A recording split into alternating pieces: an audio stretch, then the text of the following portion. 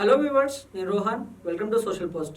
మనకి ఒక high paying job రావాలంటే మన దగ్గర ఏ స్కిల్స్ ఉండాలి, మన రెజ్యూమేని ఎలా బిల్డ్ చేసుకోవాలి, మన రెజ్యూమే ఎలా ఉంటే హెచ్ఆర్ మనల్ని సెలెక్ట్ చేస్తాడు, ఎలా ఉంటే మనల్ని రిజెక్ట్ చేస్తాడు అనే విషయాలన్నీ డీటెయిల్డ్గా తెలుసుకుందాం. మనతో పాటు భార్గవి గారు ఉన్నారు, సాలరీ హైక్ స్పెషలిస్ట్. ఆవిడతో మాట్లాడదాం. హలో భార్గవి గారు. హాయ్. సో ఇప్పుడు ఫేక్ జాబ్స్ ఉంటాయి, ఫేక్ హైరింగ్ జరుగుతుంటాయి. ఎలా చెప్తుంటారంటే పర్టికులర్ లొకేషన్ చెప్పేసి ఇంత డబ్బులు కట్టాలి, 2000 రూపీస్ కడితే మీ రెజ్యూమ్ని షార్ట్ లిస్ట్ చేస్తాము. ఇంకా కొంతమంది అంటే బ్యాక్ డోర్ జాబ్స్, ఇంకా అది అనదర్ టాపిక్. సో వీటిని ఎలా రికగ్నైజ్ చేయాలండి? ఒక్కటి అసలు నేను ఈ స్పేస్లోకి వచ్చింది రీజన్ కూడా ఇదే రోహన్. ఏంటి అంటే పీపుల్ డజంట్ ఈవెన్ నో. ఇప్పుడు జెన్జీస్ ఎలా అయిపోయారంటే మ్యాగీ చేసినంత ఈజీగా జాబ్ వచ్చేయాలి. They don't have the patience. ఇప్పుడు మన టైంలో అంటే మా టైంలో బేసికలీ నాట్ యువర్ టైం, మా టైంలో ఎలా ఉండేది అంటే నువ్వు గ్రాడ్యుయేట్ అయ్యావు అంటే ఏంటి, you just need to make one resume పట్టుకుని అన్ని వాకిన్స్కి వెళ్ళేవాళ్ళం. ఇప్పుడు అంటే కరోనా తర్వాత ఎవ్రీథింగ్ ఈజ్ కైండ్ ఆఫ్ ఎలా ఉంటుంది, ఫస్ట్ లెవెల్ స్క్రీనింగ్ ఉంటుంది మొబైల్, సెకండ్ లెవెల్లో ఆన్లైన్లో ఉంటుంది. అది కూడా క్లియర్ అవుతే ఆఫ్లైన్ పిలుస్తున్నారు. Most of the candidates not real interested, then అది కూడా ఆఫర్ కూడా నీకు ఆన్లైన్లోనే చేస్తున్నారు. It is all about virtual interview, how good you are. నా మీ క్వశ్చన్ ప్రకారము ఇది ఫేకా కాదా తెలియాలి అని అంటే మనం ఏం చేయాలి అంటే, ఎవడన్నా డబ్బులు అడిగాడు అనుకుందాం, అసలు నువ్వు డబ్బులు ఎందుకు కట్టాలి బ్రో? ఆపర్చునిటీ వాడు క్రియేట్ చేశాడు, ఆర్గనైజేషన్ వాడికి నువ్వు డబ్బులు కట్టాల్సిన అవసరం లేదు. వాడిని హైర్ చేసి పైసలు ఇస్తాడు bro. If somebody is asking money to shortlist your resume, that is fake. If somebody is asking resume చేసిస్తా, అది చేసిస్తా, ఇది చేసిస్తా, నేను పుష్ చేస్తా, నేను అది చేస్తా, ఇట్లాంటివన్నీ ఫేకే. ఫస్ట్ ఎవరైనా డబ్బులు 100 రూపీస్ అయినా సరే, you no need to pay to anybody in the market. Okay. Back door జాబ్స్లో ఎంఎన్సీ కంపెనీస్ పర్టికులర్గా 2 lakhs కడితే జాబ్ వస్తుంది, 3 lakhs కడితే జాబ్ వస్తుంది అని చెప్పి డబ్బులు కట్టించుకుంటుంటారు. బట్ ఇవి ఎంతవరకు వర్కౌట్ అవుతాయండి?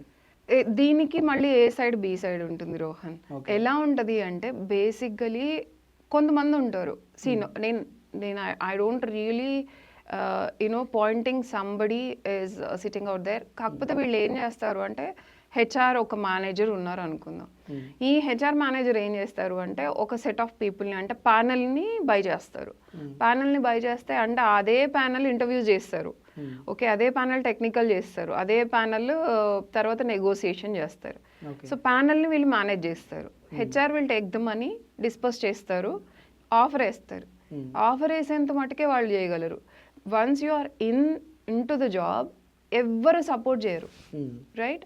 వాళ్ళు ఏం చేస్తున్నారు, జస్ట్ ప్యానల్ని మేనేజ్ చేస్తున్నారు, ఆఫర్ వరకు తీసుకెళ్తున్నారు. This is all about panel management. It is not a back door. అంటే back door is always a back door కదా. మనం ఎప్పుడన్నా ఎలా వెళ్ళాలి, ఫ్రంట్ డోర్ నుంచి వెళ్ళాలి. If you are a real genuine person, you have to face the interview and you have to crack that one interview కదా. నా బ్యాక్ డోర్ కట్టారు డబ్బులు, కట్టిన తర్వాత వాడు ఏం చేస్తాడంటే ఇదంతా ఒక ఇల్కత మఫ్లియా. బికాజ్ యూ ఆర్ లైక్ నువ్వు వెళ్ళి ఒక దగ్గర కంప్లైంట్ చేయలేవు, because you are going beyond everybody's expectations, right? నువ్వు డబ్బులు కట్టి పోదాం అనుకున్నావు, అది ఎలాగూ ఫేక్ అవుతుంది. వాళ్ళు ఏం చేస్తున్నారు, రీసెంట్గా మాదాపూర్లో ఒక పెద్ద ఇది బర్స్ట్ అయింది, మీకు తెలిసి ఉంటుంది. If you are really knowing that ఈజీగా మీకు తెలుస్తుంది ఏంటంటే 2 lakhs కట్టించుకుంటాడు, జాబ్ ఇస్తాడు, 3 months 4 months చేపిస్తాడు. 4th monthలో ఒక ఎగ్జామ్ కండక్ట్ చేస్తారు.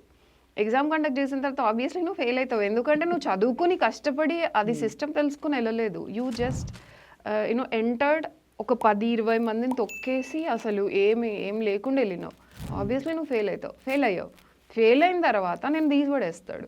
బయటకు వచ్చి ఇప్పుడు నేను ఫెయిల్ అయినా, నన్ను తీసేశారు, నేను బ్యాక్ డోర్లో వెళ్ళా, డబ్బులు తీసుకున్నారు, మోసం చేశారు అంటే నేను ఎవడ కట్టమన్నాడు అసలు? As a influencers like me, most of the people are saying the same thing.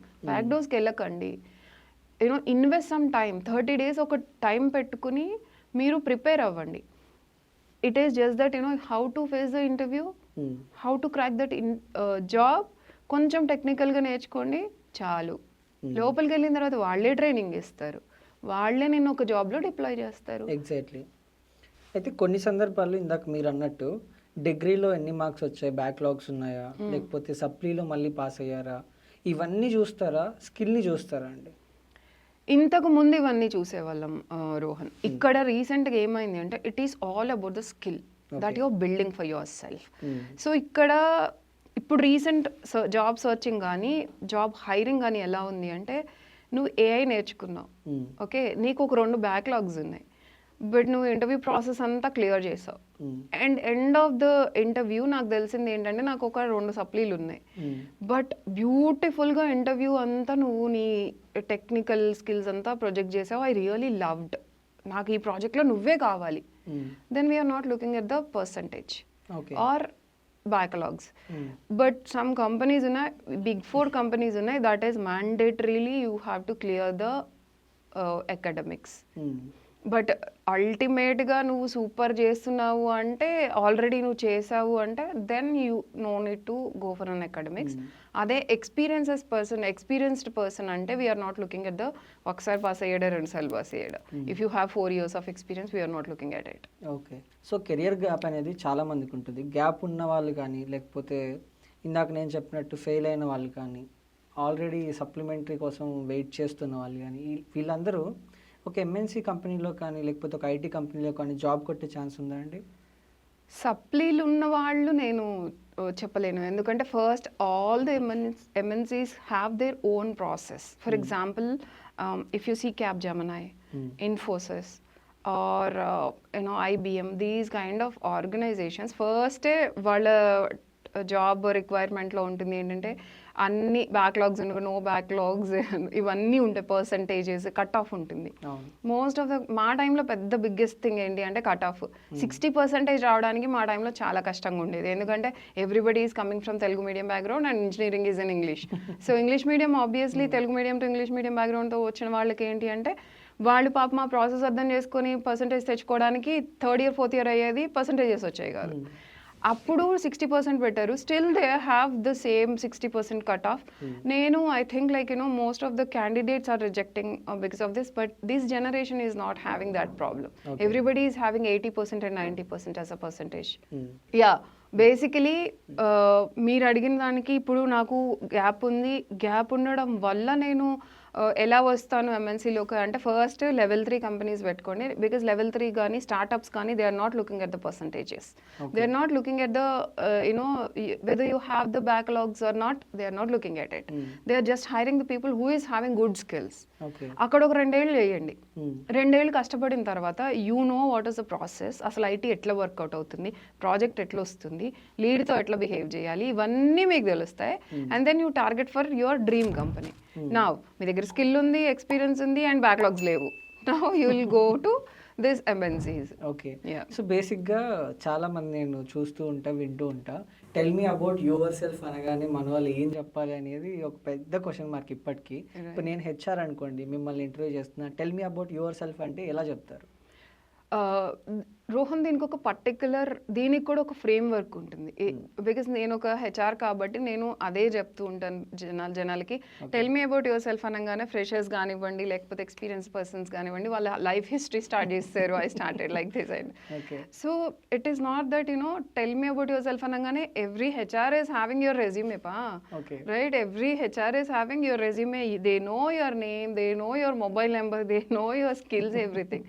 And now why they are asking ante ikkada how you will take that opportunity 60 seconds time frame lo how you can introduce your skills, how you can introduce yourself confident ga ela cheppagalavu.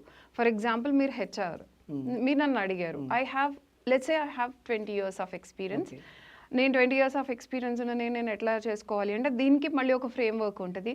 First you need to introduce yourself with the present టెన్స్లో, అంటే present నువ్వు ఎక్కడ job చేస్తున్నావు, current job ఎక్కడ చేస్తున్నావు, అక్కడ నీ roles and responsibilities ఏమున్నాయి, తర్వాత లాస్ట్ ఆర్గనైజేషన్ ఏంటి, అంటే 20 yearsలో నువ్వు ఒకటే కంపెనీలో అయితే కూర్చొని ఉండవుగా, ఒకవేళ కూర్చొని ఉన్నావు అంటే that is really good, but దానికంటే ముందు ఏ కంపెనీలో చేసావు, పాస్ట్లోకి వెళ్ళి అక్కడ ఏం చేసావు, what is your role, what is your responsibilities చెప్పిన తర్వాత ఇంకా నీకేమైనా చిన్న బ్యాక్గ్రౌండ్ లాంటిది ఏమన్నా ఉంటే లైఫ్ స్టోరీ బాహుబలి లాగా చెప్పొచ్చు.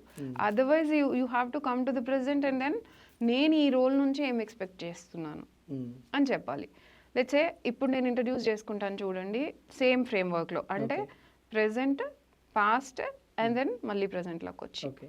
This is a so called like famous మేము అప్పటి నుంచి చూసే ఫ్రేమ్వర్క్ లాగా చూడొచ్చు. Okay. It is not standard ఇలాగే చెప్పాలని ఏం లేదు మళ్ళీ. ఇది ఫాలో అయితే బేసిక్గా బాగుంటుంది. And 60 seconds is a time frame. You no need to like go beyond that Baahubali story చెప్పకూడదు. Only you have to introduce yourself ఈ ఫ్రేమ్వర్క్లో చెప్తాను నేను ఇప్పుడు. So, hi Rohan, I am Bhargavi Papolu. I have overall 20 years of experience. Now I am working with so-and-so XYZ company, and my roles are like I am working with so-and-so client where I am leading around 14 people. So 14 people reporting to me. I work with these kind of guys, and then in the past I worked with IBM, and in IBM these are my roles, and I am expecting a good exposure, a growth prospector in this job.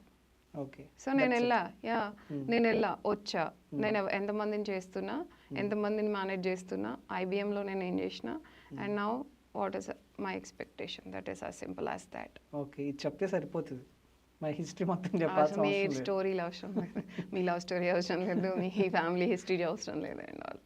Okay. So మెయిన్గా job రావాలి అంటే ఏం చేయాలండి? Present ఉన్న సిచ్యువేషన్స్లో ఎలాంటి courses, ఎలాంటి skills నేర్చుకోవాలి? So there are 5 courses that I can suggest to everyone ippudunna job market lo. First is data engineering. Data is everywhere. Chala future anta kuda next 10 years anta kuda ఈ data మీద ఉంటుంది. So managing data analytics అవనివ్వండి, data engineering అవన్నీ, that will be in the first place, and second place is AI, cyber security, cloud technologies and everything. Okay. Third is DevOps. DevOps is kind of like ఇది చాలా బాగా need లోకి వచ్చింది. ఇప్పుడు cyber security AI ఇవన్నీ చేస్తున్నారు అంటే, ఇప్పుడు డేటా ఉంది అంటే దానికి సెక్యూరిటీ కావాలి, ఆబ్వియస్లీ సైబర్ సెక్యూరిటీ కావాలి. AI is kind of like ఎలా అయిపోయింది అంటే, ఇప్పుడు ఒక 10 మంది చేసే జాబ్ని AI వచ్చాక ఆటోమేషన్స్ తోటి అది ఒకళ్ళతోటి ఇద్దరితోటి చేయించేలాగా చూస్తున్నారు. So obviously you need to learn that. And ఏఐతో ఆటోమేషన్స్ ఎలా చేయాలి, టెస్టింగ్ ఎలా చేయాలి, this is also very good in the market. And the 5th one is kind of all the cloud technologies. Okay. As a salary hike స్పెషలిస్ట్గా మీరు present ఉన్న ఫ్రెషర్స్కి కానీ లేకపోతే ఆల్రెడీ వర్కింగ్ ఎంప్లాయీస్ ఎవరికైనా మీరు ఇచ్చే బెస్ట్ అడ్వైజ్ ఏంటండి? So focus on yourself, learn the new skills, life long learner లాగా ఉండండి. ఇట్స్ నాట్ లైక్ ఇప్పుడు ఏఐ వచ్చింది కాబట్టి నేను ఏఐ నేర్చేసుకున్నా ఇంకా నేను నా లైఫ్ సెటిల్ అయిపోయింది. Don't be in that phase. Every day is a new learning. ఇప్పుడు మార్కెట్లో ఏఐ వచ్చింది కాబట్టి ఏఐ అంటున్నారు. ఇప్పుడు ఏఐ తర్వాత ఇంకా వేరే న్యూ టెక్నాలజీస్ వచ్చినప్పుడు, న్యూ కస్టమైజ్డ్ థింగ్స్ వచ్చినప్పుడు you also have to learn that thing. Be a life long learner. It's not like నేను ఫుల్ స్టాక్ నేర్చేసుకున్నాను, ఫుల్ స్టాక్ మీదే జాబ్ చేస్తాను, అలా కాదు. ఫుల్ స్టాక్తో పాటు ఏ ఒక్క స్కిల్ని, కొత్త చిన్న స్కిల్ని మగ్గప్ చేస్తే నేను నెక్స్ట్ లెవెల్కి వెళ్ళగలను. అట్లా ఆలోచించుకొని మీరు ఎప్పుడూ నేర్చుకుంటూ ఉండడం is the biggest thing that you can ever do for your self.